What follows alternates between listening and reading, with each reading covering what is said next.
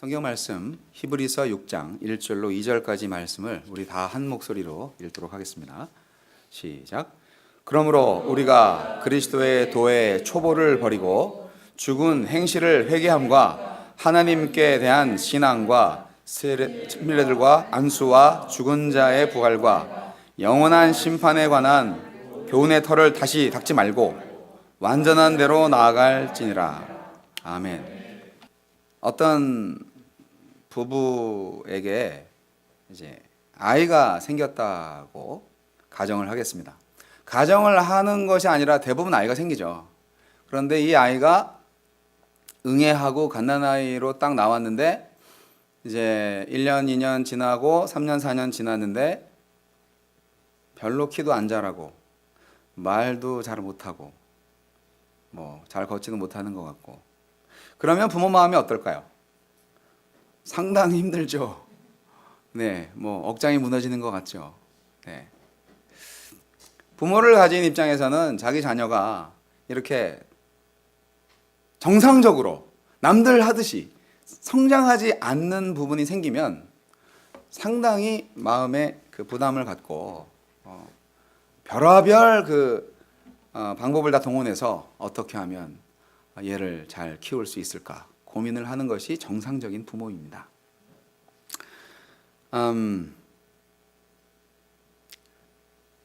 여러분, 오늘날 교회에서 생기는 가장 비극적인 사실은요, 성도들의 영적인 성장이 중단되어 있다는 사실입니다. 어린아이 상태가 계속되는 것입니다.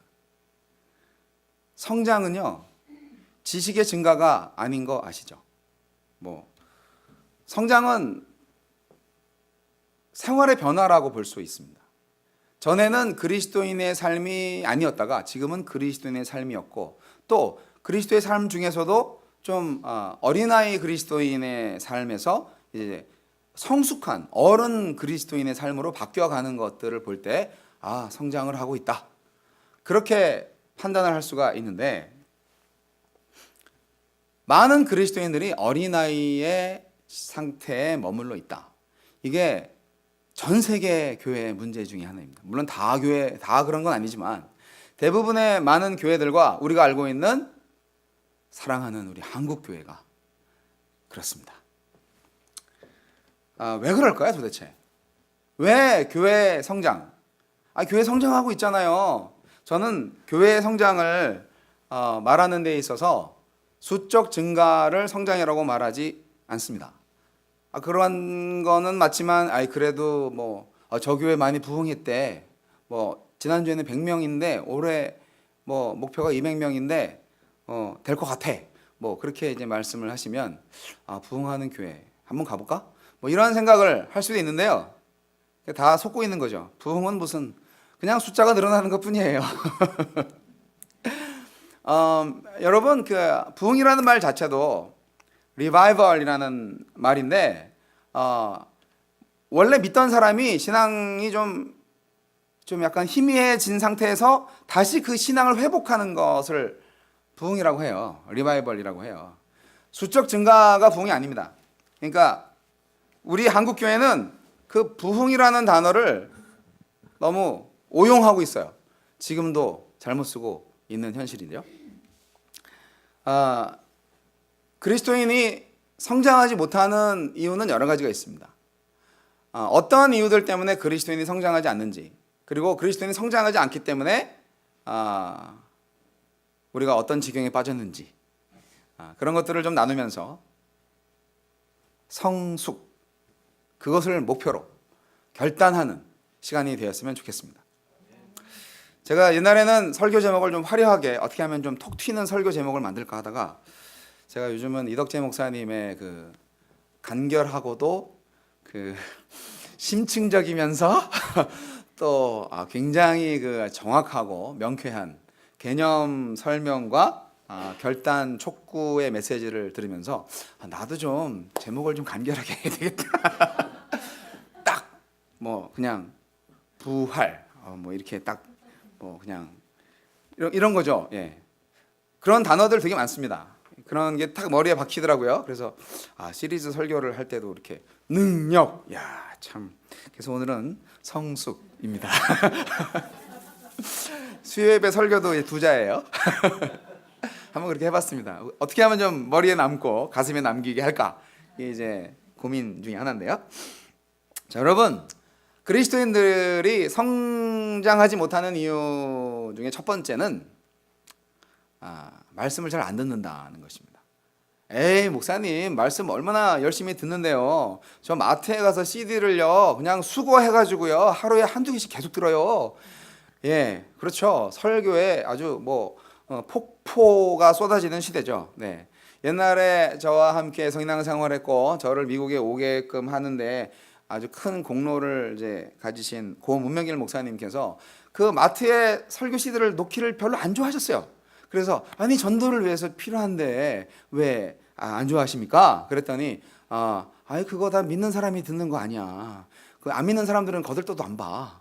그렇게 말씀하시기도 하면서 아유 그 장마 이렇게 진 때는 먹을 물이 없대. 뭐 그런 말씀도 하시고 그러면서 아니 그래도 다 잡아야죠 목사님. 그래서 어쩔 수 없이 갖다 놓긴 했어요. 네.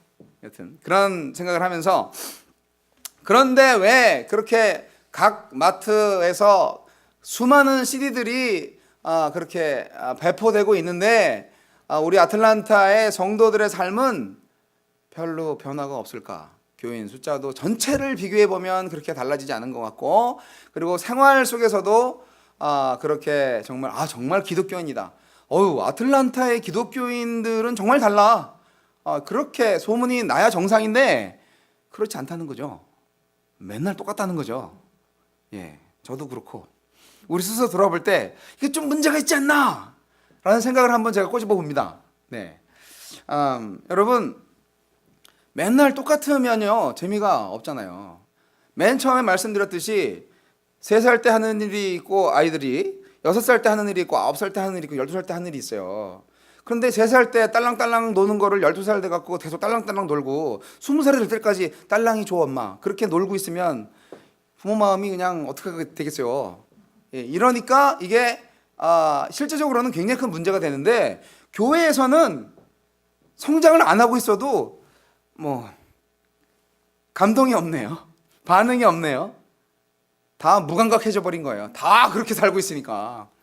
기독교인의 삶을 살면서 뭔가 좀 새로운 게 있어야 되고 뭔가 좀 역동적이고 정말 이런 게 신앙이지 이런 생각을 하면서 초대교회 성도들처럼 많은 이방인들이 와 정말 저 사람들은 그리스도인이야. 그렇게 우리 스스로가 우리는 그리스도인이야. 우리는 그리스도와 같은 사람들이야. 알지? 이렇게 말 안 했죠. 다른 사람들이 그리스도와 같은 사람들이야. 그리스도인이야. 그렇게 소문이 난 초대교회를 볼 때 오늘날의 교회 공동체의 모습은 뭔가 좀 잘못되어 있다. 이렇게 진단을 해보는 것입니다. 왜 그러냐? 말씀을 잘 안 듣는다. 네, 이 말은 무슨 말이냐면 말씀을 자기가 듣고 싶어하는 말씀만 골라서 듣는 그런 아주 나쁜 버릇이 있어요. 어떤 성도님이요 저 교회 설교 너무 좋아. 나 그래서 그 교회로 옮길래.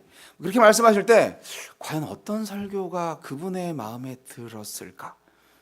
저는 판단할 수가 없죠. 예. 그런데요. 듣기 좋은 설교가 좋은 설교는 아니잖아요. 우리 어린아이한테 이거 좋은 거야 먹어. 콩 먹어. 안 먹으면 너 오늘 밥 안 줘. 부모 입장에서는 좀 영양가 있는 식사를 골고루 먹이기 위해서 때로는 매도 들잖아요. 근데 콩 먹기 싫으면 나도 이거 메시 포테이토만 그냥 먹어라. 그냥 그렇게 한다고 하면 편식이 되고 나중에는 영양실조에 걸려서 성장을 안 하겠죠. 올바른 부모라면 먹이는 거지 끝까지. 그래서 자녀들이 정말 충분한 영양을 흡수하고 정상적으로 클 수 있도록 그렇게 지도를 하는 것이 당연하지 않겠습니까? 근데 오늘날 교회는 그거를 하고 있느냐고요. 열심히 말씀을 전하면 성도들은 본인들이 먹고 싶어하는 말씀만 쏙쏙 듣고 나머지는 다 지워요. 버려요. 여러분 그렇지 않아요? 아유 오늘 은혜 받았어요 라고 이제 설교를 할 때 그건 절대로 영양가 있는 설교가 아닙니다. 죄송한 말씀이지만. 네. 목사님 오늘 설교 말씀을 통해서 제 마음에 찔림이 있었습니다. 정말 그렇게 하면 안 될 것 같아요. 뭐 이런 말이 나오면 그래도 한 B+ 정도 되지 않을까. 그런 입장인 거예요. 예, 그런 거를 좀 잘 생각을 해보세요. 설교라는 게 도대체 무엇을 위한 딜리버링인가? 그렇잖아요. 맞아요, 맞다고요 하면서 내가 생각하고 있는 건 내가 옳다고 생각하는 거를 앞에 있는 설교자가 말하는 거를 들었다고 해서 그게 좋을 게 아닌데 여러분 왜 그러냐면요, 자기들이요 듣는 사람 입장에서는요 자기들이 다 알고 있다고 생각을 하기 때문에 그래요. 나는 모든 진리를 다 알고 있다. 나는 신자야. 나는 구원받은 백성이야. 나는 기독교인이야. 나는 천국 백성이야. 아버지 하느님은 나의 아버지고 난 자녀야. 이런 아주 확고부동한 신념이 있어요. 예, 구원의 확신의 또 다른 이제 부작용인데 그런 마음을 가지고 있으니까 어떤 말씀이 선포돼도 난 다 알고 있으니까 뭐 조금 이상한 말씀이 들려도 그냥 흘리는 거죠. 나는 완벽하니까. 그것이 성장을 저해하는 큰 요소 중에 첫 번째입니다. 교만이죠. 내가 가지고 있는 교리가 최고고, 그리고 내가 모든 것을 알 수 있고, 그리고 우리가 최고다라고 생각을 하시면 어떤 다른 복음이라고 생각하는 새로운 어떤 진리가 선포될 때 그거 우리한테 필요 없는 거라고 생각을 하는 거죠. 여러분, 뭔가 알고 있다고 생각하시면요 이미 우리는 마음을 닫게 됩니다. 우리가 말씀을 대할 때는요 또 새로운 말씀이 정말 나에게 주는 말씀이 뭘까? 뭐가 있을까? 하면서 항상 성령께서 깨달음의 은혜를 주시옵소서. 그런 마음으로 말씀을 대하셔야 합니다. 정말 열린 마음으로. 근데 이제 뭔가 알고 있다. 저 목사님 오늘 설교는 저런 목적으로 말씀을 하시려고 저렇게 말씀을 하시는 거지? 난 다 알고 있어. 그렇게 생각을 하시면 아무것도 건질 수가 없어요. 네. 특히 목사님들이 그렇게 듣죠. 다른 목사님 설교를. 네, 참 회개를 해야 됩니다. 여러분, 대표적인 성경의 주인공들이 있어요. 그렇게 살았던 사람들이 바로 유대인들이었어요. 이 예수 시대 유대인들이 얼마나 그런 거를 잘했냐면 생각해 보세요. 하나님은 모든 사람들을 사랑하신다고 그랬잖아요. 근데 유대인들은 하나님이 자기들만 사랑한다고 확고부동한 믿음을 가지고 있었어요. 잘못 이해하는 거죠. 하나님은 너희들은 만인을 구원하기 위한 제사장 나라 민족이잖아. 내가 너희들을 제사장 삼았거든. 너희들만 구원하는 게 아니라. 근데 유대인들은 끝까지 자기들만 하나님의 백성이라고 믿었어요. 이게 다한다주의였죠. 예, 자기들이 최고였고, 그러니까 예수님이 말씀을 하는 것에 대해서 좀 삐딱하게, 심지어 12 제자들까지도 잘 이해를 못하는 거죠. 예수님 왜 저런 말씀하실까? 예. 그래서 이해가 안 되는 건 그냥 다 접어요. 다 다락방에 쳐놓고 이제 정말 듣기 좋은 말씀만 이제 새겨들죠. 여러분, 예수님을 통하여서 또 하나님의 많은 메신저들이 전한 말씀은 천국 복음, 온 천하 이방인들에게도 다 구원이 이루어질 것이다. 그렇게 말씀하신 것입니다. 마태복음 24장 14절 말씀에 이렇게 기록되어 있습니다. 이 천국 복음이 모든 민족에게 증언되기 위하여 온 세상에 전파되리니 그제야 끝이 오리라. 이 말씀을 제자들이 들었다면 말씀을 전파하지 않았겠어요? 이 말씀 다 까먹었어요. 또 마가복음 16장 14절 그 후에 11 제자가 음식 먹을 때 예수께서 그들에게 나타나사 그들의 믿음 없는 것과 마음이 완악한 것을 꾸짖으시니 이는 자기가 살아난 것을 본 자들의 말을 믿지 아니함이로라. 그 살아계실 때 다 말했거든요. 그랬는데 나타나셨는데도 안 믿는 거지. 안 믿었던 거죠. 이 제자들이 얼마나 자기가 원하는 말씀만 이렇게 골라 먹었는지 알 수가 있어요. 우리가 잘 알고 있는 사도행전 1장 8절, 오직 성령이 너에게 임하시면 너희가 권능을 받고 예루살렘과 온 유대와 사마리아와 땅 끝까지 이르러 내 증인이 되리라 하시니라. 이 말씀을 곧이곧대로 받아들이고 믿었다면 하나님은 바울 사도가 필요 없었습니다. 이 12제자를 뽑아놓고 이 말씀을 정말 승천 직전까지 그렇게 말씀을 하셨는데 12제자 중에 이방인 선교한 사람이 누가 있어요? 잘 생각해 보세요. 그 생각해보니까 없네. 별로. 다 예루살렘에만 모여 있었던 거죠. 그렇지 않아요?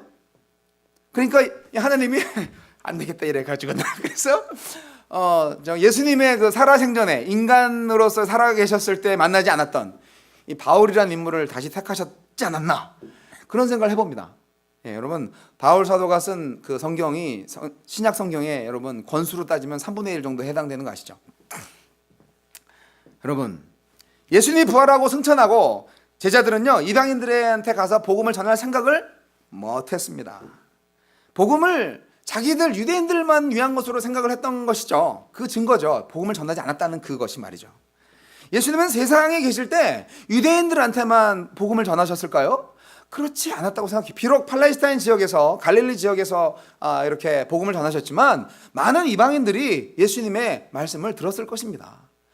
하지만 제자들은 자기들을 위해서 주시는 말씀만으로만 이해를 했던 것이죠. 베드로, 요한, 야고, 그 사랑하시는 제자들 다 예수님 설교할 때 다 앞자리에 앉아가지고 아멘, 아멘, 할렐루야 하면서 얼마나 그래, 예수님 드디어 예루살렘에 입성하시면 우리가 이제 민족의 독립을 얻고 정말 메시아가 되셔서 우리는 영의정 좌의정 한 자리씩 하는 거야, 뭐 그런 부푼 꿈을 가지고 있지 않았겠어요? 3년 동안의 이 고생 끝나면 이제 우리는 완전히 정권을 가지고 있게 되는 거야 라는 그런 잘못된 메시아 구원 사상을 가지고 있었던 제자들. 왜 그랬을까요, 그분이? 자, 두 번째 이유, 우리가 그리스도인이 성장하지 못하는 두 번째 이유는 전통을 너무 우리가 지켜요. 뭐 한 세대가 지나면 그게 전통이에요. 습관이 그렇다는 거죠.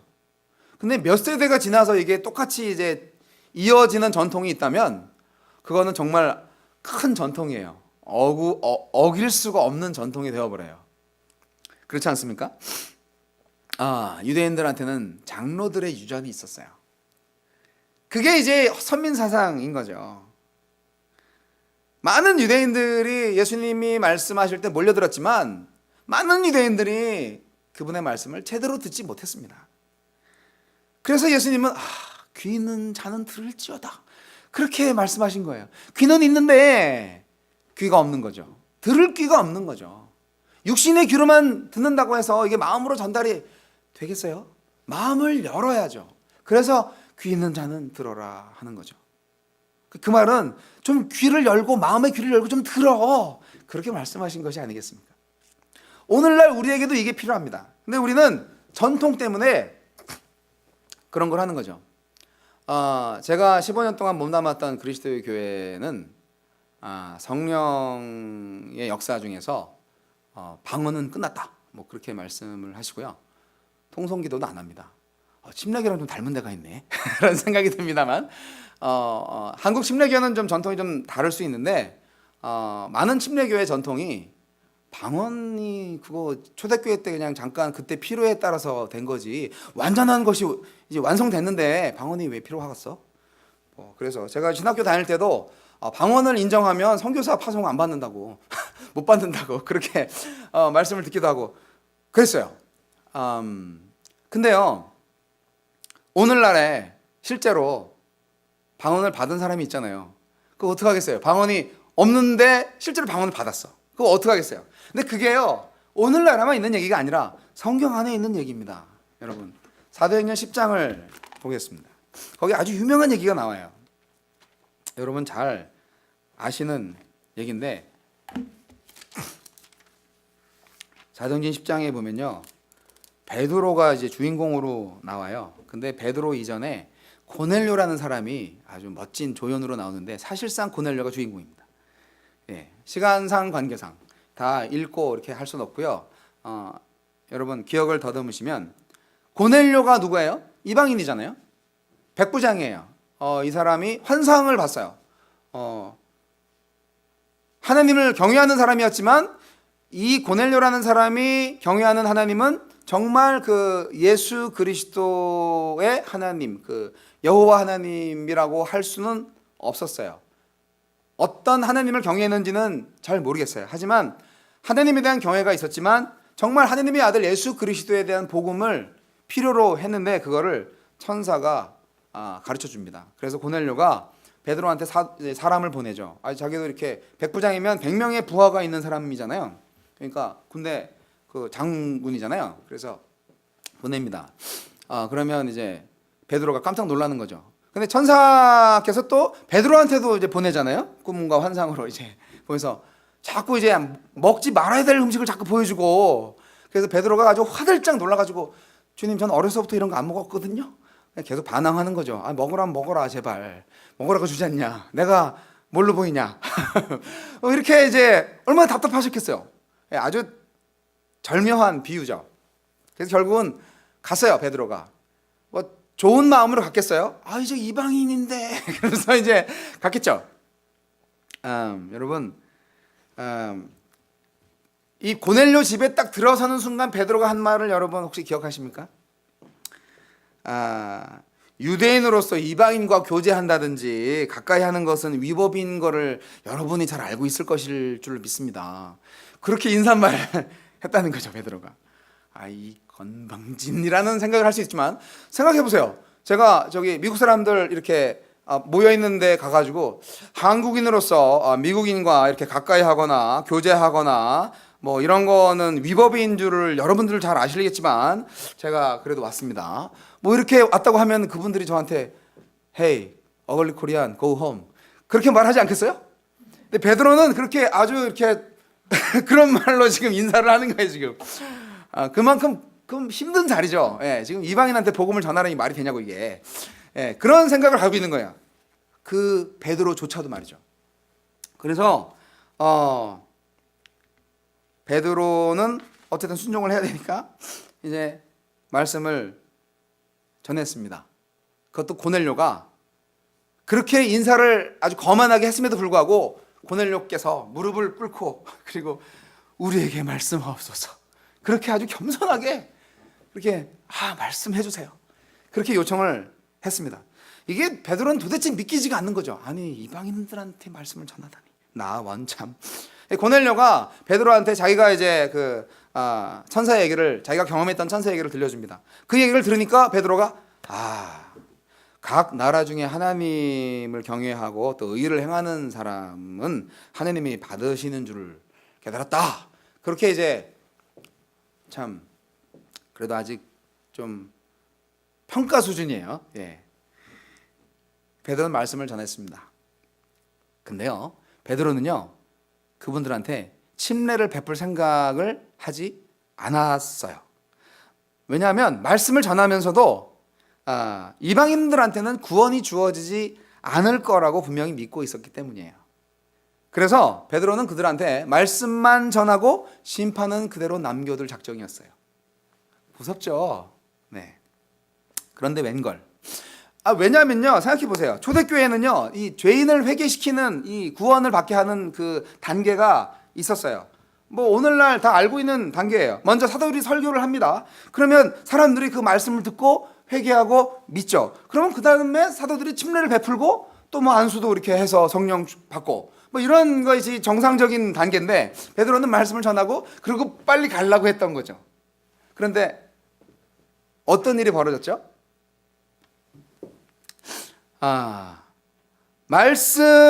베드로의 말씀이 미처 끝나기도 전에 성령이 임했어요. 아니, 안수도 안 했는데 말씀이 전파되어지고 그냥 확 들어온 거죠. 그래서 방언이 터졌어요. 그러니까 베드로가 놀랐어요, 더. 아니, 안수도 안 했는데 방언이 터졌어. 성령이 임하신 거예요. 왜냐하면 그 당시에는 이제 방언이라는 것이 성령이 임하셨기 때문에 그 증거로 나타나는 것으로 이제 알았던 거죠. 마치 기사와 이적처럼 그렇게 보여진 거예요. 은사로 보여진 거예요. 사실 이제 오순절 교회에서는 그래서 방언 안 받으면 성령 안 받았다고 그렇게 우기는 경향이 있는데 그건 아니고, 여하튼 그 초대교회 당시에는 안수도 안 했는데 침례도 안 받았는데 침례조차도 안 받았는데 성령이 임해서 방언이 터진 거예요. 그러니까 놀란 건 베드로가 더 놀란 거죠. 그래서 이거는 부정할 수가 없어요. 하나님이 이방인을 구원하시는구나 하는 거를 아주 베드로가 뼈저리게 느끼게 된 거죠. 하나님이 역사하신 거예요. 하도 이 12제자들이 예루살렘만 모여 사니까 이방인들한테 전도를 안 하니까 억지로 시킨 거죠. 예. 오죽 답답하셨으면. 그래서 베드로는 그냥 그렇게 말씀만 전하고 가려고 그랬는데 2, 3일 더 머무르다가 그래서 이제 2, 3일 동안 머무르면서 이방인도 구원을 받을 수 있구나, 뭐 이렇게 좀 익숙해졌겠죠, 베드로가. 근데 이제 그 다음에 베드로가 어떤 수모를 겪냐면, 예루살렘으로 돌아오니 다른 이제 장로들이, 야, 너 베드로, 네가 무할례자의 집에 들어가서 함께 먹었다고 그러는데 그거에 사실이냐? 그렇게 이제 막 집중 포화를 날리는 거죠. 예. 이 할례를 받지 않은 사람이 할례 받은 사람과 밥을 먹는다? 이건 말이 안 되는 거예요. 그게 장로들의 유전이었던 거죠. 그게 유대인들의 전통이었던 거죠. 그런데 베드로가 그랬다는 거죠. 그러니까 베드로는 뭐 동료 유대인들한테 아주 몰매를 맞는 거죠. 예. 그들이 누구냐면 바로 12제자들이었던 거예요. 장로들이었던 거예요. 12사도들, 그 장로들이 그런 전통에 얽매여져 가지고 성장하지 못했고, 결국 유대인들은 복음의 그 최전선, 그 복음의 어떤 복음을 다시 받아서 정말로 정말 리얼리 모든 세상의 구원을 위한 제사장 나라로 다시 이렇게 부흥할 수 있었던, 다시 한번 이렇게 세워질 수 있었던 축복된 백성이 될 기회를 놓쳐버리고 말았습니다. 그래서 복음은 이방인으로, 그리고 복음 전도자들도 이제 이방인들이 많이 세워지고 이제 그런 역사가 일어난 것입니다. 전통, 과감히 내려놓을 수 있어야 합니다. 네. 그것이 복음을 가리운다면 좀 문제가 심각합니다. 네. 별거 아닌 전통입니다. 예수님은 유대인들의 전통을 많이 파괴했어요. 그래서 그 유대인들한테 많이 욕을 먹었지만, 그러나 예수님은 하나님의 아들이셨습니다. 여러분. 그리고 이제 뭐 다른 부분들이 있지만 제가 말씀을 전하다 보니 시간이 많이 지나서 조금은 제가 줄여서 말씀을 드리겠습니다. 여러분, 이제 세 번째로 가장 중요한 성장이 안 되는 이유는요, 말씀을 듣기는 들어요. 그런데 행하지를 않아요. 이게 성장이 안 되는 거예요.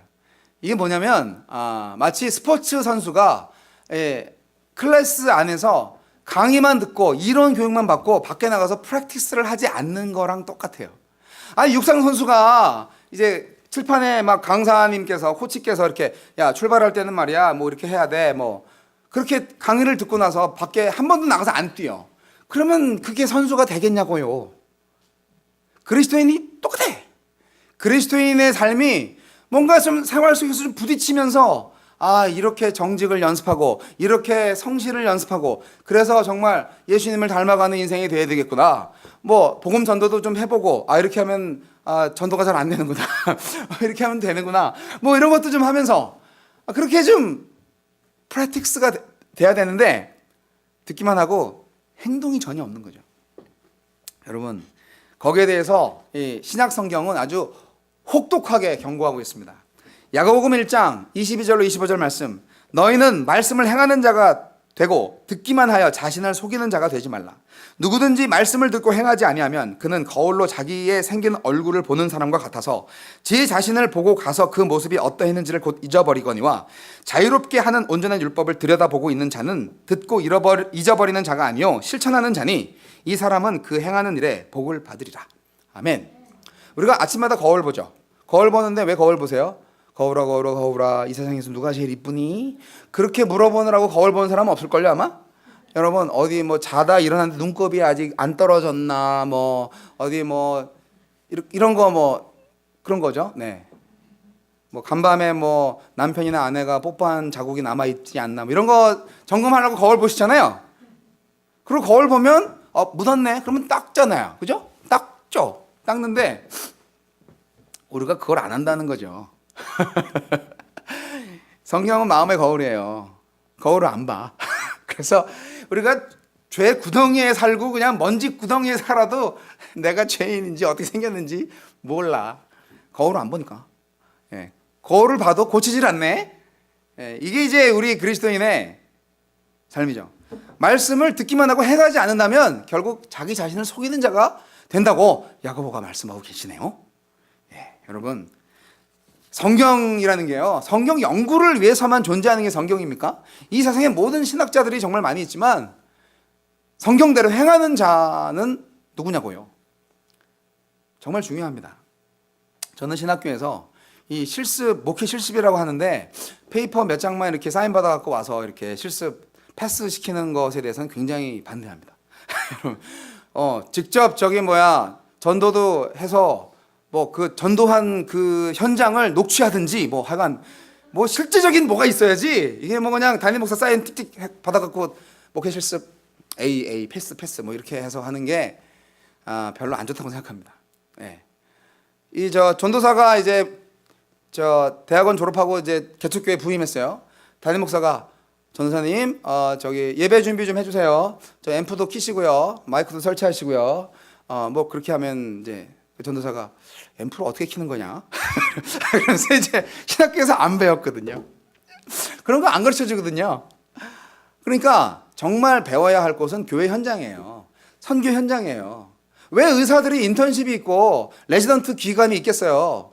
근데 우리는 말로만 강도사가 있고 말로만 전도사 기절이 있지 하는 게 별로 없어. 여러분, 그리스도인의 삶도 마찬가지입니다. 그리스도인의 삶이 어떤 것인지 실제로 살아보셔야죠. 근데 우리가 실천을 안 하는 거죠. 성경 연구는 드립다 하죠. 제가 주일날 이따가도 성경 공부를 하겠지만 성경 지식을 많이 늘게 만드는 그런 성경 공부 모임이 절대로 아닙니다. 한 말씀 한 말씀을 정말 마음에 담고 정말 뼛속 깊숙이 침투시켜서 손발로 나와야죠. 그렇게 매일매일 생활을 점검하고 변화시켜 나가는 모습을 보기를 원합니다. 그것이 그리스도인의 진정한 삶이 아니겠습니까? 그것이 성숙한 그리스도인의 삶이 아니겠습니까? 성장하는 교회가 아니겠습니까? 여러분, 네 번째는요, 우리가 성장하지 못하는 이유는 여러분 자녀를 안 낳아요. 영적인 자녀를 안 낳아. 그러니까 우리 애틀란타에 사시는 제가 지인들 많이 보면 애가 없어요. 근데 애가 없으면 좀 고민을 하고 노력을 하셔야 되는데 노력은 말로만 하고 맨날 놀러 다니고 뭐 그냥 애가 없으니까 양육비도 안 들어가니까 좋은 건 먹으러 다니고, 그런 분들 페이스북 보면 온 천하를 다 돌아다니면서 둘만 행복해. 아니 생육하고 번성하라고 그랬는데 이분들이 뭐 솔로 삶의 사역자로 이렇게 선택받은 분들 같지도 않은데 그렇게 사시는 분들 있으면 제가 직접은 말을 할 용기가 없고 여하튼 사실 요즘은 환경 호르몬이 있고 여러 가지 문제가 있어서 이게 두 분 다 건강하지만 자녀가 안 생기는 경우도 있어요. 하지만 노력하고 기도하면서 정 안 되면 정말 입양이라도 하셔서 이렇게 가정을 만들고 가야 된다고 저는 생각을 합니다. 그런데 이제 뭘 말씀드리냐면 그게 중요한 게 아니라 우리 영적인 아이를 낳지 않는다는 거예요. 1년이 가도 10년이 가도 내가 데리고 온 내가 전도한 새 생명이 없다. 그러면 이건 정말 심각한 거죠. 근데 여러분, 우리가 어떤 일을 하냐는 게 전도라고 생각을 하냐면요, 오늘날 교회들이요, 많은 사람들이 대부분 남을 양육하지 못하고 항상 양육이나 받으려고 맨날 주세요만 하고 있는 사람들인데, 여러분, 사람들 우리 교회 와봐, 우리 교회 목사님 설교 좋아, 그렇게만 하고 교회만 데려다 놔요. 그러면 이제 목사님이 맡아라 이거지. 아니 본인이 낳은 자식인데 왜 남한테 맡기냐고. 목사님이 남은 아니지만 그냥 선생님이잖아요. 목사님은 어떻게 보면 자기가 전됐으면 자기가 키워야 될 거 아니야. 우리가 성경을 제대로 못 봐서 그래요. 바울 사도가 뭐라고 그러는지 아세요? 내가 해산하는 고통으로 너희들을 자녀 삼았다고. 그래 갈라디아 교인들한테, 고린도 교인들한테 말했어요. 해산하는 고통이 왜 생기냐고요. 자녀를 낳았으니까. 남자인데 무슨 해산하는 고통? 뭐 그런 거는 이해할 수 있겠죠. 얼마나 그 그리스도인, 이 자연인을 그리스도인 만들기가 어려운지 만들어 본 사람만이 압니다. 예. 제가 요즘 야간 택시를 하고 있습니다. 새로운 세계를 경험하고 있습니다.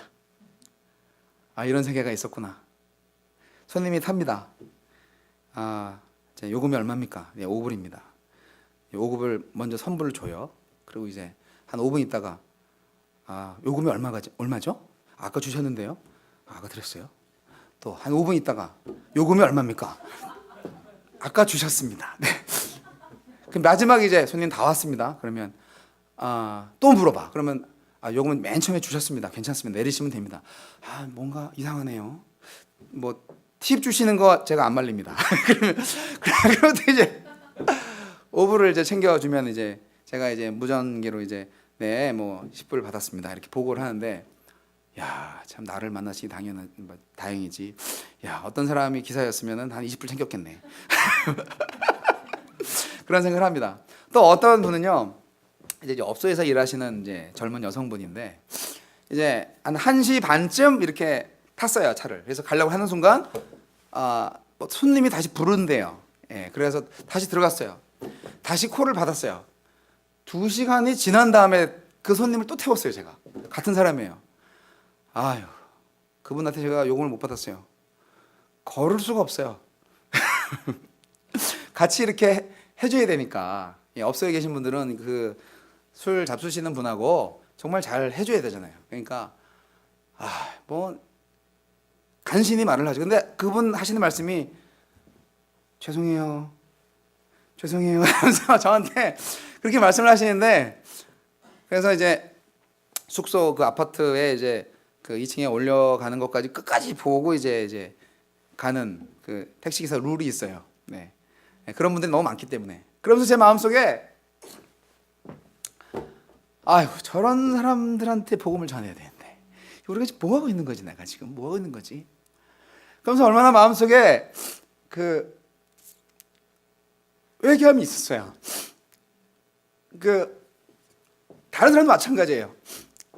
얼마나 마음속에 그 외로움이 있고 그리고 가슴속에 구멍이 있으면 내낮부터 그런 데 와서 이렇게 위로를 받고 싶어 하고